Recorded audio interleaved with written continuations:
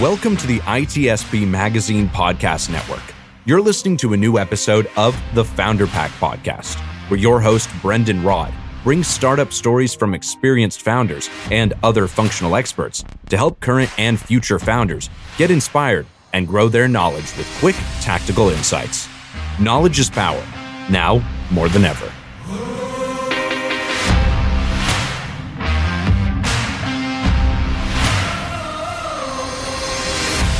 Hey Logan, welcome to the show. Hey Brendon, it's a pleasure. Yeah, likewise. I'm really excited about the topic at hand. We're going to be talking about founders' mental health today, which is a fairly underserved topic. Doesn't seem like many people are covering this topic. So again, I'm really honored that you're willing to discuss this with me. But before we open up the show, how's your week going? What's going on in your world? It's pretty good. The week is rather busy, I'd say. So I'm a founder and CEO at Orna, right, which is a tool for incident response teams. So essentially a case management and incident response system that automates a lot of their day-to-day activities and removes a lot of stress from their lives. Coincidentally, cybersecurity industry has some of the highest burnout and turnover rates in the world. So we just aim to help these folks. So we just made a massive release this weekend, feature release that bumped the version up from 1 to 2.0, and a lot of the associated stuff with that, like customer onboarding. Plus, we're starting fundraising for Series A, so there's a lot going on. You're also kind of getting some of that cybersecurity burnout crossover with founder burnout. Maybe you will be able to share some of the common sort of telltale signs from seeing it on both ends. Did you come from a practitioner background before getting into startups and founding your own companies? It kind of went hand in hand. I'm a software engineer by trade, but my first company was an AI company. I majored in artificial intelligence and machine learning. So I started a business in 2013. Lots of learning opportunities, had a small exit there. Then my second company was 2015 up, which is a B2B, I guess you would call it B2B. No, sorry, peer-to-peer. So that's P2P, driver's education, kind of like Uber for learning how to drive, right?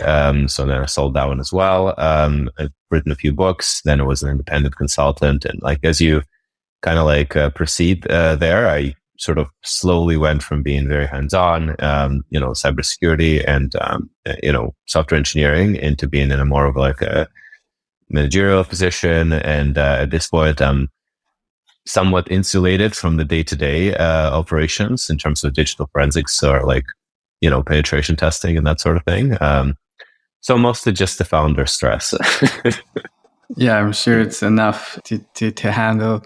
So I know you for a little while before we got on the podcast. So I kind of think I know your fun fact, but maybe you're going to choose a different one before we jump in. Yeah, you're probably expecting something car related. So I'm just going to surprise you, hopefully. All right. Yeah. This one time I got a first degree, a black belt in Kyokushin karate. So as a result, I decided to travel to Siberia and climb a mountain and train on top of the mountain for a few days, which I have. I got pictures of this stuff because I look miserable. I mean, I hated it. It was cold, it was wet. There were coyotes or whatever stuff. And then I get on top of the mountain. You got some tents, and I'm wearing my gi, by the way. So the white karate uniform, black belt, and a backpack. So I'm there on top of the mountain. It's foggy. There are snowflakes falling, from the sky.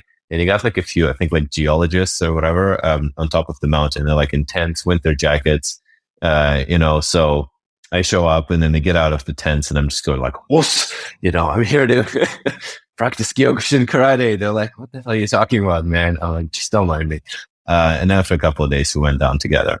So that's pretty interesting, I think. I'm assuming you have built up some resilience to stress in your life before becoming a founder, or was this kind of at the same time you became a founder?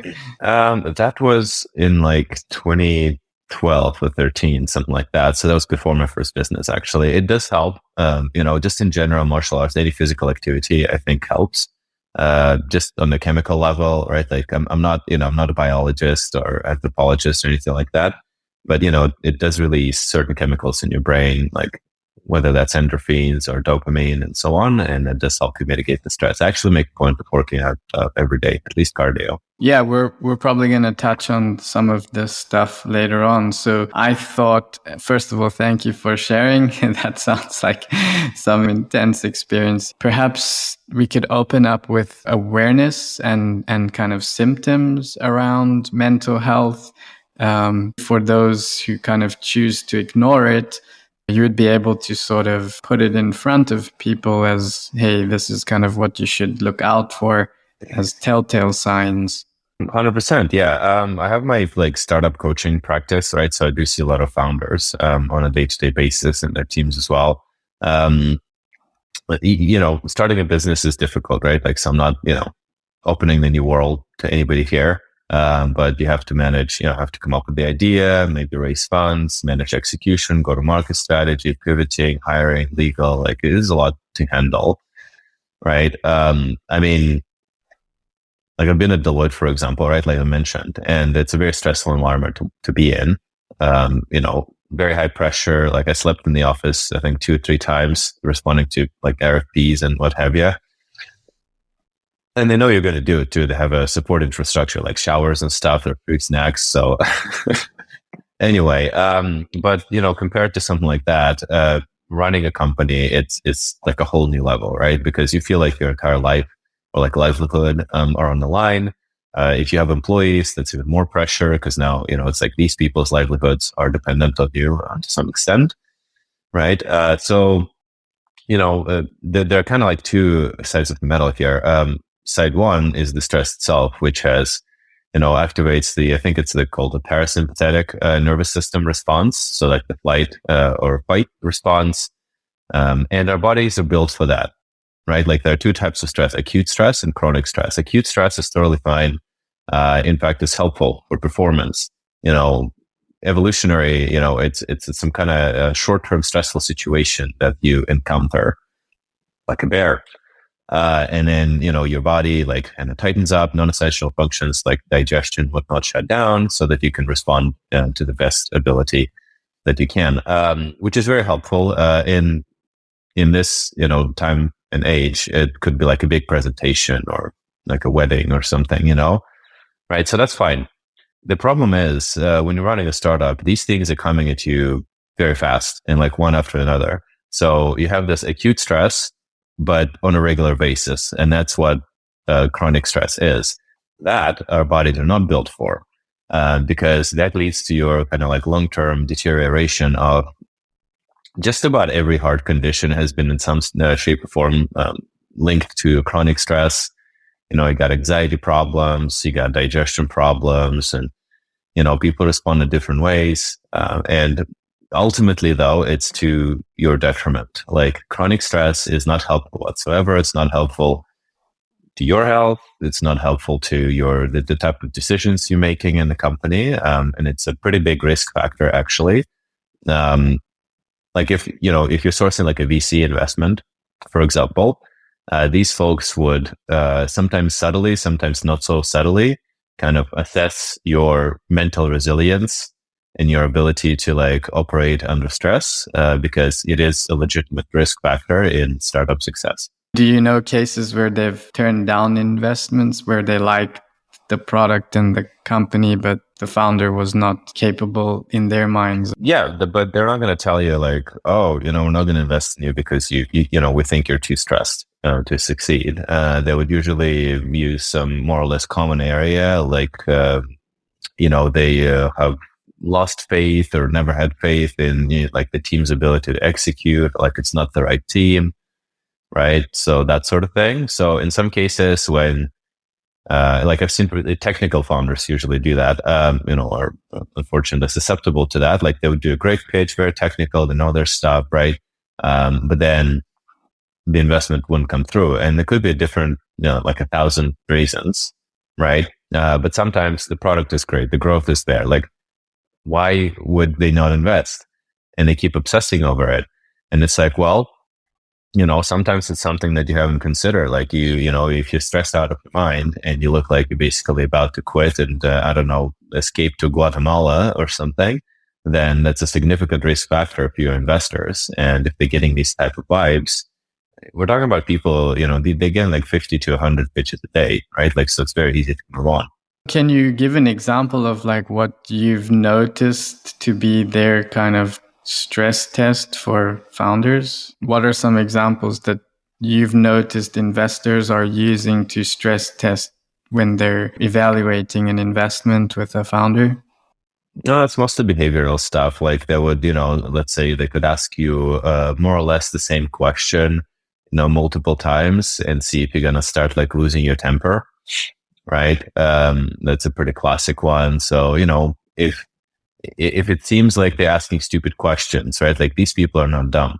They're managing large amounts of money from the investment perspective. So you got to ask yourself, like, why are they doing that?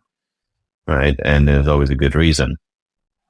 But usually it's like behavioral science. I mean, these days it's usually like a Zoom call, not necessarily an in-person meeting. So all they can see is, observe your reactions to the stuff they say and do. I mean, the more we talk about it, the more it kind of makes sense. I can't say that I've ever experienced it because I'm not a founder, but I do know working with investors in my previous roles, a lot of them are very big on this hiring process. Top grading, that's what it's called. Have you heard of top grading? It's a recruiting process that's very vigorous, and it's supposed to really bring out your A+ hires. Talking with you about the investors stress test, it feels like if they would recommend this for employees, why wouldn't they have something internally amongst themselves? Well, yeah. I mean, it's rare to find a VC or even an angel group, for example, that cares about your product deeply, right? Or your business. I'm actually fortunate to have a few of these folks on board with us as our investment group, but it's not common, right? You usually have to look for like subject matter expertise in this particular field. That means that they kind of care about it, at least a little bit, but usually they care about the success of their investment and chances of 10xing it, right? And there are all kinds of criteria that go in that risk analysis, including mental health. We've spoken about some telltale signs and just general awareness for people who maybe choose to ignore it. What would you say based on your personal experience? If you feel like sharing your own experience, that's fine. If not, recommendations on how to deal with stress as a founder. What are some of the things you recommend to other founders? Yeah, so it's typically a 3-step process for me personally. I've run multiple businesses. Like I'm running multiple businesses now. Orna takes up 95% of my time, but I have like writing a blog and things like that, right? Not really a business, arguably, but anyway. So step one is just to sort of identify that you are in fact experiencing, chronic stress and anxiety. That shouldn't be too hard. To be honest. But a lot of people are like in denial, I'm okay. I'm not stressed. This is fine. I just didn't get a good night's sleep. It's like, buddy, if you've been feeling this, for 3-5 months, sometimes over a year, it's chronic stress, so that's one. Then number 2 is, again, you want to identify the specific situations that make you stressed, because not every single activity or situation in your business or otherwise on a day-to-day basis makes you stressed. Like some people hate public speaking or meetings and that sort of thing. I'm personally very comfortable with that as a public speaker professionally. So that's fine, but I like, for me, for example, paperwork, like I'm not very good with paperwork. It stresses me out, right? So various contracts and things like that. For some people, it's something else. A very common one is when you have to juggle multiple sort of tasks and activities, kind of like in the rapid fire fashion, because it's just not how our brain is really wired, right? Now, all of these different type of like areas, they take a different approach. For me, generally, my main thing is like anxiety, right? So I'm a very like responsible person. I dare say so myself. So all kind of like deadlines and, tasks and things Except like when that. you're racing Ferraris, right?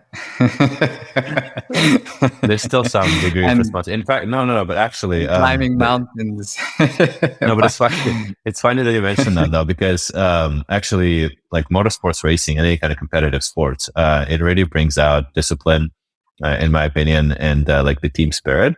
So, in fact, me like racing semi-professionally, like digitally and in real life, is actually very helpful from the stress relief perspective. Plus, when you're driving competitively, your mind is focused on this one thing. Like, there's nothing else that matters, right? So, again, it's a very powerful stress coping mechanism. But I digress. Yeah. So for me, it's usually just general anxiety because I feel like I absolutely have to, complete every single task, that I've arranged for myself on a daily basis. And otherwise, like the world will collapse kind of thing. Right. Which does lead to me, almost always delivering on deadlines and promises and just doing things like in a very like sharp professional manner. And also that helped me to get myself to like incredible levels of productivity. Like I can accomplish a lot in a short period of time. Yeah. But the byproduct is anxiety. So the way I fight that is, first of all, I try to schedule my day in sort of short bursts of productivity with big pauses in between sometimes. And the biggest challenge was not feeling guilty for these pauses. Something that founders have to realize, I think, is that they have a lot of flexibility over their schedule and over like how they work. So you can assign your, like the way that your brain works, your body to your personal sort of like circadian rhythm version, right? So for instance, maybe you find that your cognitive clarity is at its peak, between 1:30 and like 4 to 5 o'clock in the afternoon, or maybe it's in the morning, or maybe it's, at 8 p.m., right? So that would be the time for you to complete some, intelligence type task, like, intellect focused one. Like, I don't know if it could be emails, could be writing a presentation or something like that, could be coding. Right. And at the same time, maybe you have a bunch of like emails to catch up on or, whatever. And then that you get very sluggish around lunch or something like that. I'm just improvising. Then, you might allocate these activities there. Bottom line is not all tasks that you have in your day are good for all of the time slots in that day. Right. So they can actually be reshuffled in a way that makes you much more productive. Secondly, I can complete some task and then I can literally take like a 2 to 3 hour break and I don't know, play F1 2022 on PlayStation, right? To some people, the hashtag hustle culture, this is like blasphemy. They're like, what? You're taking time off in the middle of the day as a startup CEO. What are you talking about? I'm like, yeah, but then, I'll go to the gym and I'll eat dinner and then I'm super energized. I'm not stressed. I'm going to sit down. I'm going to hack, this stuff. Would have taken me like 4 hours, with some procrastination sprinkled on. And instead now I'm going to complete it in 30 minutes. And that's how that works. Right. So that's also really helpful. The output is more important than the time spent. And I know you love this topic of like time spent versus outputs. We can touch on that if you want. But just to echo some of the things you're saying, I saw a presentation, and by the way, I agree with everything you're saying because I feel it. I've kind of used some of those techniques, and I also saw a presentation. I think it was by Daniel Pink. It's probably in one of his books or his latest books, but yeah, like our day usually follows like a sine wave in terms of our energy and cognitive function. It typically peaks at around noon and then it tapers off in the afternoon. And then I think you get another second wave at around 4 or 5 in the afternoon. I think it's quite common for most folks to follow that sine wave rhythm. Sorry for interrupting. No, not at all. But for me personally, I'm very productive in the evening.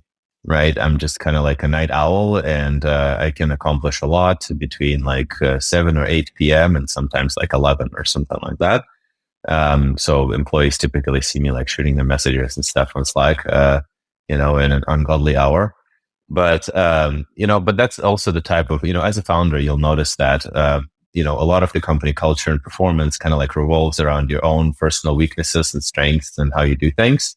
So similarly at our company, Orna, we have complete flexibility over where, how, and when people work.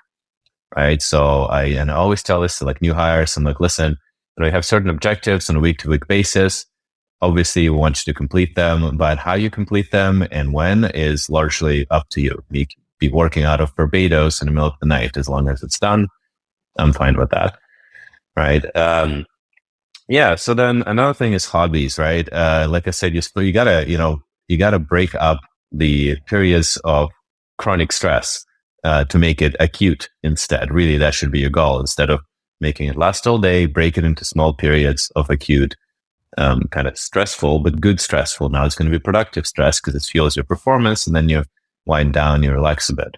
So it's very nice to have hobbies. I've met some people that don't have any hobbies by their own admission. I don't really know how that happens.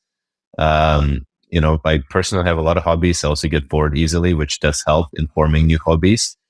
And again, like sprinkling those around the day really, really helps.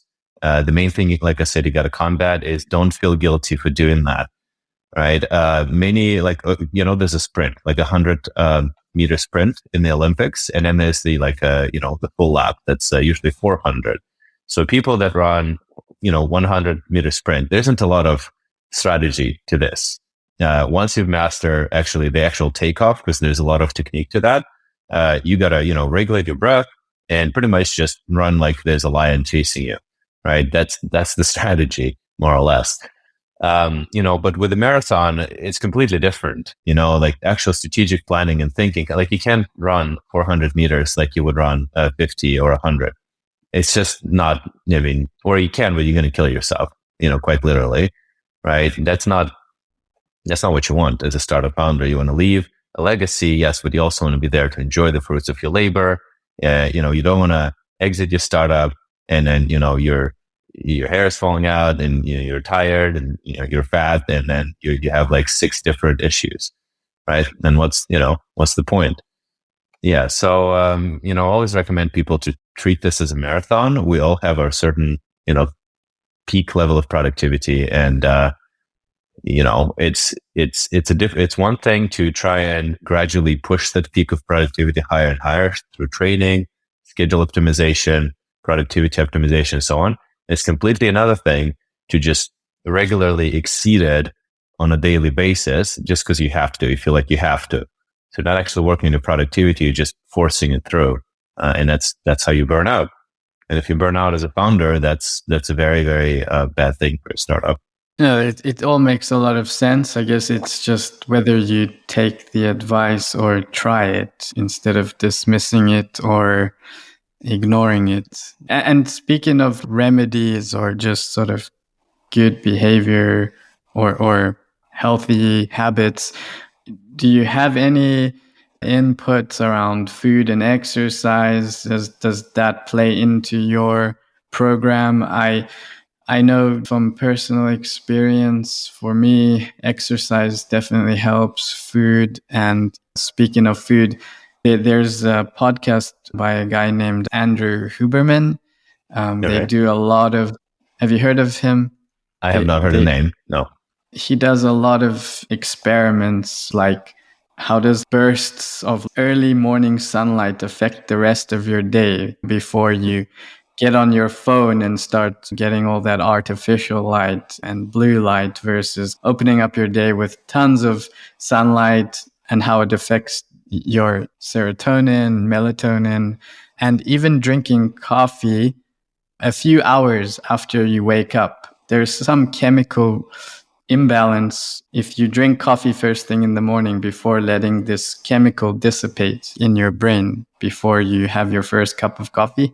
So I've been playing around with a lot of these experiments myself, and I do find it helps. So I was just curious if you had anything to add around food and exercise. Nothing too groundbreaking, to be honest. Just, healthy eating. You got to take a look at, nutritional profile of foods. I was always into fitness since I was I don't know, 12 years old, 13, I started doing like martial arts and sports and so on. It was my parents' initiative, but I eventually grew to like it. So different foods represent a different nutritional profile, and how they get absorbed, how they affect your, anything from mood to your energy levels, and particularly the glucose levels, right, in your blood, right. So that's something that again you can plan around your schedule in accordance to like what I just mentioned, right? Like you got to break up the periods of chronic stress to make them acute instead. And similarly, you got to watch out, for like either spikes or, clips in your blood sugar, because that will affect your mood, your productivity, everything. And you got to plan around that. So yeah, but typically it's nothing too crazy, like just whole foods, fruits, not a lot of processed, right? Not a lot of like chocolate or things like that, just everything in moderation. What I find really useful is like negotiating with myself. It makes any kind of habit much more sustainable. So, for example, let's say you decide to go on a healthy diet or whatever it is. This is applicable across the board, but let's say it's a diet. Okay. And then you say, well, these foods, I'm just not eating them. I can't. You say, I can't eat them, right? Because it's a diet. Yeah. Unless you have like titanic willpower, this is probably not going to work long term. Right? You got to negotiate with yourself. Like, let's say you want to eat a pizza, right? Maybe don't eat the whole pizza, right? So it doesn't mean you can't eat any pizza, but you can say, well, look, I'm going to have one slice for sure, and it's going to be guilt-free. Maybe I'm going to have a second slice if I feel like it. But after that, what's the point? I mean, I've enjoyed the pizza and I'm pretty full. I'm not really even enjoying the rest of it. So why bother, right? Well, or like chocolates or whatever. Don't say like, oh, I can't eat a chocolate, right? Because our brains are like, we're like kids. Oh, I can't. Like, now I want to. No, say, well, it's my choice. I choose not to eat the chocolate because I have goals. And if I eat it, that's not going to help the goals. Right. So essentially that type of like reasonable negotiation has been very helpful in both forming and maintaining good habits for me. I'm not perfect though. Like, for example, I'm definitely hooked on coffee. But I try to improve this situation by cutting it down a little bit. Yeah, everyone has their poison to some degree, so can't be perfect, and that's okay. Exactly. What are your thoughts on having a shrink or having someone to talk to? I have one. So I think it's useful, because, there are folks like if you're in a fortunate situation where you have the type of support network where you can share literally anything with them and they can actually provide helpful advice, that's excellent. But not all of us are in this situation, So yeah, I find it pretty useful. It really takes a while, I think, to find a person that you click with. I mean, I've went through like 3 or 4 therapists before I found the current one.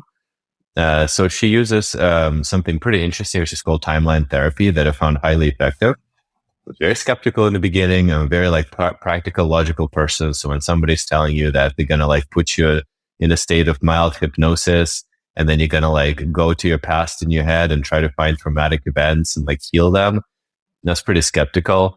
And she knows that's another thing, right? Like we clicked so well because she was like, look, based on our conversations, I know how you are. And I know you're going to think this is a lot of BS, but just give it a shot, like 3 sessions. Like that's all I ask, right? Give it a shot. Probably the most effective therapy I was ever a part of. So yeah, very much recommended. To what extent? I do the sessions twice a month usually, right? So bi-weekly. Some folks need them more often, less often.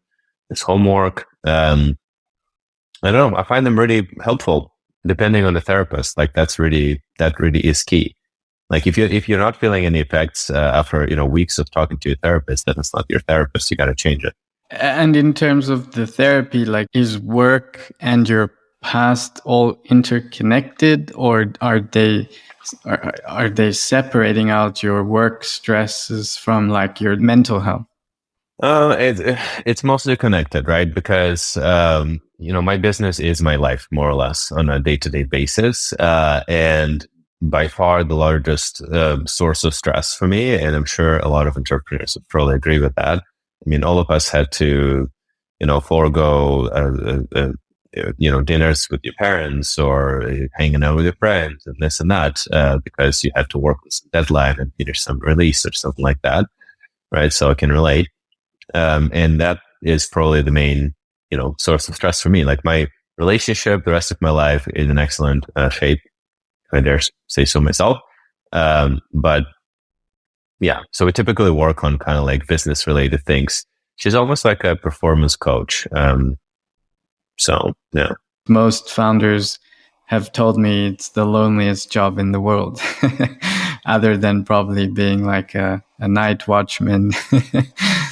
Or like a night museum guard. That would be terrible. Yeah. Or like a warehouse. Well, actually, if you have a good book with you, then maybe it's tolerable. Or Twitter. Anyway, so, well, regardless of what kind of person it is, I think the right mindset here is whether that's a shrink or a friend or somebody else, maybe a colleague. It does typically take some kind of a outside influence, right? Because otherwise, well, like what's your trigger, right? Because it's kind of like it's a life changing. It's a choice, right? Like it's a life-changing type situation. You're making a decision to like make certain lifestyle changes or whatever. And I don't see those often coming from the person themselves in a sustainable way. It happens. But again, it takes immense willpower and discipline to execute on that. And if you're already in that mindset of high stress, high anxiety, then both of these are probably, more or less depleted. Wouldn't you say that just having someone to talk to is better than just bottling it all up? Like, even if they're not able to give you, even if they cannot give you the answer, just sort of speaking to someone is beneficial. Well, 100%. No, 100%. Yeah, absolutely. It's beneficial to talk to someone. Right. But whether that someone will produce an efficient and productive advice is another question. Right. Because, for example, like if you're going to talk to, let's say your mother, I'm going to talk to my mother about this and like the issues of, she's just going to say, oh, then, you should stop doing it. Like quit the business and go do something else. And I'm like, it doesn't work like that. I mean, thanks, mom. Yeah, it's like, okay, thank you. But yeah, so exactly. Venting definitely helps. But like I said, whether that results in the productive advice is another matter. When would you say you're happiest as a founder? I like working with my team, like the dev team in particular, a lot. I'm still very much a software engineer. I feel like, in my head.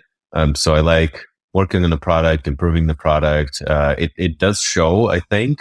We have recently been voted as best in class user experience among these similar like incident response platforms, which is the point, right? The point was for us to build a product that reduces stress that these teams face on a day-to-day basis, which is a lot of stress. So I really like that. Interestingly enough, I'm financially inclined, I would say. I'm a bit of like an armchair financial analyst. You can probably see that from my blog on LinkedIn. So I quite like talking about like financial matters, and I'm interested. A lot of people find the subject extremely dry. Somehow I don't, I'm not a good project manager, for example, right? I'm very open, as you can probably see. I'm happy to talk about my shortcomings. I think it's healthy. So I'm not a good project manager, never was. I don't deal well with like the day-to-day minutiae of a very particular project. So that's why we have people working in the company that are substantially better project managers than me. And that's, again, part of my stress and anxiety coping approach. Like if you identify specific areas that cause you high anxiety, high stress, and as a result, you're being unproductive, then maybe you can delegate them. Maybe you can minimize them in some shape or form and fix it that way. Yeah, no, that makes a lot of sense. When would you say you're at your most stressed or unhappiest? Is it kind of doing the things you don't enjoy, or there's more to it? Well, I mean, yeah, pretty much. For me, like, marketing strategy, go-to-market strategy is usually the most stressful thing to do, but they are key to the business as well, right? And again, we have senior marketing folks and third-party consultants that help us with lead acquisition, GTM, and all that stuff. Generally speaking, this can be pretty stressful because sometimes you feel like you're poking in the dark, right? Like, why is the audience not picking this signals up or these signals up, and what's happening, right? And like, I've known for a while that for me, the most stressful type situation it can be in is that of a lot of unknowns, right? So not knowing something is very stressful for me personally. And even if, like, let's say, like, I'd take a definitively negative outcome over some uncertainty as to whether it's going to be a positive or negative outcome, right? So, like, for instance, if you're applying for a job, right? Like, and you don't know if you're going to get hired or not. In this theoretical situation, I would much rather learn sooner than later than that they went with a different candidate than them, dangling me for weeks because I'm going to be stressing the hell out. So I guess you hate the question that Lex Fridman likes to ask all his guests: what's the meaning of life? The meaning of life is to leave a legacy, in my opinion. So I've thought about that quite a bit. Right. So what kind of legacy is it going to be? That's a different question. For a lot of people, it's, for example, their children. Right. I don't have any children. So it's for me, the legacy is, and I recognize that it's different for everybody else, but for me, it's a company. It's making meaningful change in how people do business or how they go day to day about their lives or perceive things. And basically that's legacy, in my opinion. Leaving your code in the matrix forever in Orna. Yeah, whether biological or otherwise. Yeah. I have my sights on like some space related endeavors as well, which I guess we'll talk in a decade about that. Yeah, hopefully the show will still be going. So yeah, like, moving to co-founder side topic, this comes up from time to time, how to manage co-founder relationships. Do you find having co-founders is reducing stress, adding stress, or it just depends? Well, the honest answer is it depends. I've launched a couple of businesses in Orna and in my previous business, Wembley Partners, which is a consulting company, cybersecurity consulting. Same founding team. So I have two co-founders, Jana and Martin. And the reason I am in another enterprise with these two folks is because I think I've been extremely lucky with both of them. Right? We just, we just work. It's the same. It's the same work ethic. It's the same objectives. Right? And it's so difficult to find co-founders like this. Like in some of my past businesses, I wasn't as lucky, right? So, and that can cause you to fall out with friends. That can cause you, like, lots of, the blaming game. There are strategies of coping with that. Again, and how to manage like these relationships with your co-founders, which is a whole other broader topic. But there are certain techniques that you can implement to basically talk to these folks productively, and even in terms of conflict resolution, without actually getting in a fight with them, right? Because you get in a fight with your co-founders, things get pretty nasty. Suddenly people start looking at contracts and shareholder agreements, and, money comes into play. And it's like the last thing you need when trying to grow a fledgling company is your co-founder trying to like negotiate an exit, or something like that. So, and it doesn't look good on a company's reputation also for fundraising purposes, because it's like, it's your word versus this other person's. Like, whose fault was that from the investor's perspective? And I guess if you're going to ask a follow-up question, like how to find a great co-founder, I honestly, I don't even know. There has to be a certain fit, just mindset wise, I think, right? Like, if you're getting, I don't know, like if you're getting bad vibes from somebody, like you talk to them and, you're like, they know their stuff. They have the subject matter expertise. Let's say maybe that's what you're thinking, but you're like, yeah, but maybe you're a Democrat and they're like a radical Republican or something, okay, or whatever it is. And you're like, yeah, that seems like a problem, but nah, it'll be okay. It will not be okay. All right. Just it will absolutely not be okay. Like if you have some like pretty glaring concern in the beginning and you think, well, we can work around that. You cannot. Just move on. Okay. Cut your losses. Yeah. Would you say that like the best co-founder relationships are like born out of friendships, past experience, working relationships? Yeah, for me, it's the opposite. I think co-founders that are not friends, but they can become friends through working together and raising a company, right? Because typically, if you start a company with friends or like relatives or whatever, acquaintances, it gets really difficult because inevitably at some point you're going to have one and then another and then 100 moments where there's some negative feedback, or I mean, it's not just going to be smooth sailing all the time. At some point, you're going to have to provide negative feedback. At some point, you're going to have to, ask or tell this person, depending on the type of relationship, to skip some activity they've been looking forward to because you need them to do some task, right? Things like that. And it generates, certain degree of resentment and, it leads to a falling out, right? Quite often. The idea of a boss, a friend boss, right? It is an elusive one. I don't know if that's realistic. Some companies try to peddle that, oh, they're like a family, right? Welcome to the Orna family or something like that.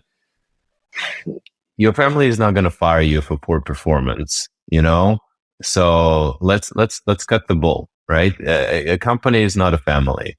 A company is like a sports team. So we equate, my company to a Formula One team, right? I love Formula One. A lot of people at the company happen to like sports or motorsports, some shape or form.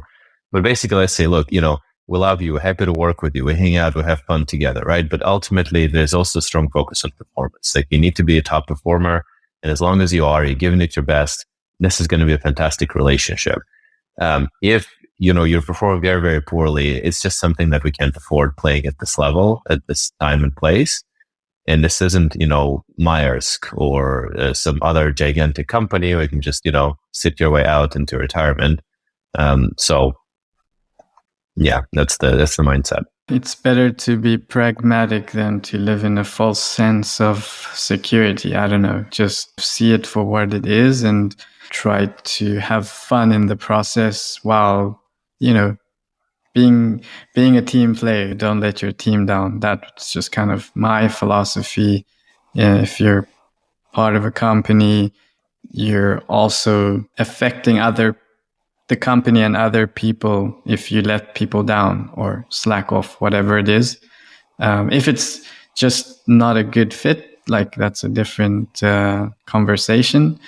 But coming back to the co-founder discussion for a second, you have experienced with 3 co-founders. So, I mean, that's like really tough, I would imagine. How do you manage between yourselves as a trio? Is there any universal advice that makes it work? Because I guess you all have your own ideas, or is it just like we form the team based on the needs and strengths? So one of you is technical, one of you is sales, and one of you is more marketing. I don't know. I'm just throwing that out there, but I'd love to hear from you how it works in Orna. It's a type of the latter, right? So we've done that, but kind of like more thoroughly. So we've made a list of responsibilities and areas of strengths. We did like a SWOT analysis basically on every co-founder, right? And at the same time, we also did what's called I actually highly recommend it. It's called the 16 personalities test. It's kind of like a Myers-Briggs, but I found it to be shockingly accurate. Right. So, and it really helps because that also lists out like strength, weaknesses, how what's your like workplace ethics, type and so on. So that was really helpful. And this way we're able to form like a very comprehensive psychological and otherwise profile of every co-founder. And then we segregated responsibilities within the company. Like essentially the buck stops with you on this, and that. And the buck stops with, Martin on this, and that, and with me on these matters. And these are like discussions, right? So, but on these key matters that we've assigned to each other's area of expertise, we don't really question each other. Like it's an unspoken rule within the company, and we just trust it and we go with it. We know it's based on the strengths of that person, and and then some like softer topics always come up on a week-to-week basis, and those are discussion format. I can't really. There's no, again, blanket solution. Sometimes there are compromises. And that's, like I said, where it comes to lock into personalities. Knowing their personality types and them knowing mine is helpful because you know how to approach that person. And like for example, I'm hyper focused on efficiency. Like that's just how I train myself. I do everything efficiently. Like if I'm lining up after a Starbucks coffee or a Timmy's, I'm going to have my phone in my hand, ready to pay. I know exactly what I'm getting. And basically I'm going to make it an objective to be in and out as fast as possible. Right. So that type of attitude, I take it to most areas of my life. But to contrast that with, sometimes you walk into a meeting and, you see one of those types of personalities and you realize that you have to spend 15 minutes talking to them about their kids first before you can get to business. Or like their recent vacation to Aruba or something like that. And with me, people come to the meeting like, "Hey, Logan, how are you?" I'm like, yeah, I'm great. Okay, let's get this done. And it's like, it takes them knowing that I'm personally, I think it's called INTJ, which is a commander personality. So commanders are highly efficient. They just want to get shit done and that type of thing. So if people don't know this about me, they're going to think, oh, this guy's a jerk. He just doesn't care about me at all. But if they study the commander personality, they're going to be like, okay, it has nothing to do with personal. It's just, Logan wants to get this meeting done as soon as possible and productively, right? Yeah. But like I said, luck is a big factor, I think, in co-founder selection because, these gray areas between core areas of responsibility, there's still going to be discussions around that. And those can be very smooth or very heated, depending on what kind of people you got in bed with. Is there anything you think we missed that you would like to wrap up with? I mean, a parting comment would be and I'm guilty of that, right? So that's also an advice to myself. Don't discount your own well-being in your journey to build a business, right? Like you got to remember that, there's your life and there's a business, right? You can always have another business. You can't have another life. Okay. That's an important distinction. So the business is there to make you feel successful, to help you change the world, to, feed your ego, to basically the business is there to help you, to make you more fulfilled and happier. Right. So why is it not doing that? Why are you feeling terrible potentially on a day-to-day basis? Right. Something is broken. And you got to fix it. And if you fix it, both your business and yourselves, I think, are gonna be very thankful. One of my previous guests, Greg Edwards, he's also a 2-time founder and 2 or 3 exits. He also said one of his major learnings was to separate your personal life from the business, as soon as possible. That was like I wish I had learned that earlier. That was something that he felt was super important to share with other founders. That's a good advice. Yeah. Yeah. And I know that a lot of people listening to this are going to be like, oh, great. Like it's another one of those pieces of advice. Just take it easy. I can't take it easy. You can though, plenty of highly successful, Mark Zuckerberg, okay, for example. Notoriously work just normal weeks, 40 hours or less. A lot of people that I know are hyper successful and they're not killing themselves, right? You got to work smart, not hard. Sometimes it's going to be hard, but don't work hard day in, day out for months and months and months and months to come. That's how you burn out. That's how you stop caring about your business. That's how your company tanks. And that's how you end up on the job market, right? So you got to think strategically instead of just thinking, oh, just another day of me breaking my back. And then it's going to be fine, because it's not going to be fine. It's going to be like this. Yeah. If it's a young startup for the next 2-3 years. Okay. So focus on surviving 3 years without having a major mental breakdown. Yeah. And it's like you said, it's a marathon, not a race. And usually it gets tougher. So you probably better equip yourself for the long run and learn to, I don't know, learn to build your resilience and mental health early as possible. Yeah, typical tech startup anyway. Tech startup exit timeline is like 3 to 6 years, with a median of 5, right? So that means that you are going to be in this state for at least a couple of years, and it's unsustainable unless you figure out, how to sustain it. Awesome. Well, Logan, this has been an amazing conversation. Loved the topic, and thank you so much for sharing your personal experience and being so open with us. If people would like to talk to you in private, maybe about some of these things, where's the best place for them to reach out and connect with you? We security people are pretty paranoid, so you're not going to find me on Instagram or Facebook or anything like that, or TikTok, God forbid. But I'm very active on LinkedIn. I post all the time. You can shoot me a message on LinkedIn.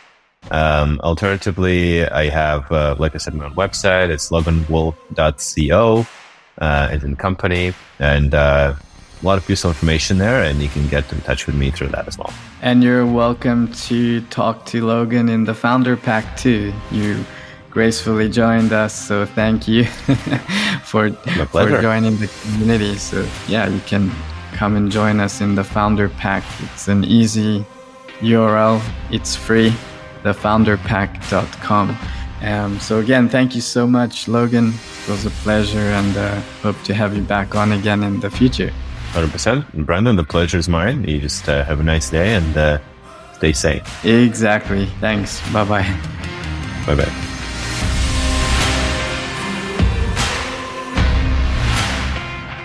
We hope you enjoyed this episode of the Founder Pack podcast with Brendon Rod, part of the ITSP Magazine Podcast Network. If you learned something new and this podcast made you think, then share the channel and itspmagazine.com with your friends, family, and colleagues. If you represent a company and wish to associate your brand with our conversations, sponsor one or more of our podcast channels. We hope you will come back for more stories and follow us on our journey.